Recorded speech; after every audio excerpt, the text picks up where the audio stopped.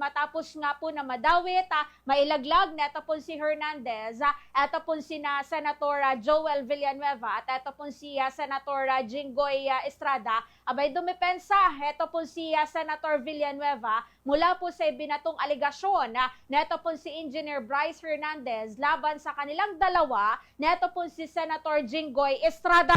Handa umanong humarap ito po nga senadora upang mapatunayan na wala po siyang kinalaman sa kaso ng flood control projects.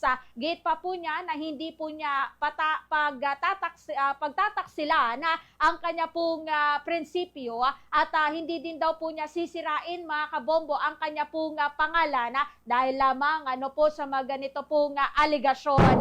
Narito pakinggan at panoorin po ninyo ito pong bahagi po ng pahayag ni Senator Joel Villanueva. Pero ngayon, Mr. President, may ginagawa ang Diyos, buhay ang Diyos. Ito pong nangyayaring ito, alam po niya na ito'y maglilid sa katotohanan at ang katotohanan ang magpapalaya sa atin. Uulitin ko po, Mr. President, hindi lang po categorically denying yung binabatong putik sa atin at para dumihan ang ating pangalan. May resibo po tayo, madaling verifikahin.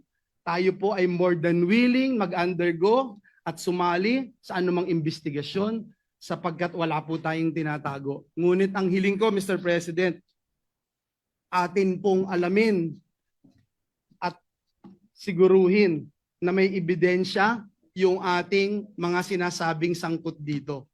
At sa mga susunod na pagdinig, bibigay ko po lahat ng aking nalalaman.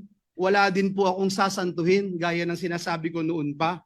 At Mr. President, I will never betray my principle. I will never, ever,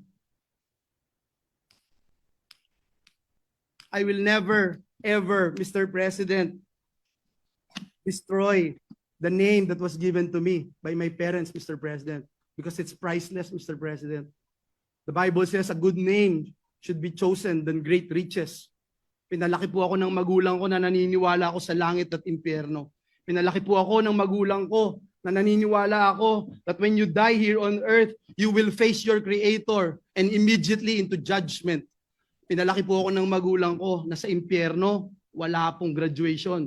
Kahit 1 bilyong taon, kahit 1 trilyong taon, pag ikaw ay nagkasala, pag ikaw ay pinarusahan ng Diyos, wala pong graduation doon. Pero ngayon, Mr. President, may ginagawa ang Diyos, buhay ang...